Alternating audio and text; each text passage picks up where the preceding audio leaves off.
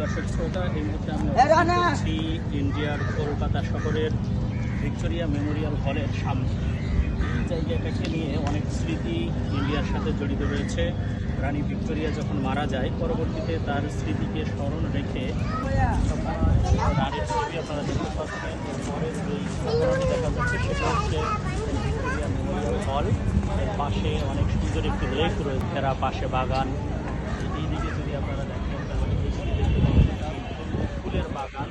ওই সামনে হচ্ছে গেট দেখা যাচ্ছে, ওই গেট দিয়ে মূলত প্রবেশ করে আপনারা ভিক্টোরিয়া মেমোরিয়াল হলের দিকে আসবেন। দেখুন এই পাশেও কিন্তু একটি লেক, অর্থাৎ আমি যদি মাঝখান বরাবর আপনাদেরকে দেখাই ভিক্টোরিয়া মেমোরিয়াল হলের দুই পাশে আমরা দুটি লেক দেখতে পাবো। আপনারা দেখবেন আমি মাঝখানে অবস্থান করছি। আপনারা এদিকেও একটি লেক দেখতে পাবেন। আবার যদি আমি এদিকে আপনাদেরকে দেখাই তাহলে এদিকেও একটি সুন্দর লেক অবস্থান করছে। এই লেকের পাশেও সুন্দর সবুজ বাগান।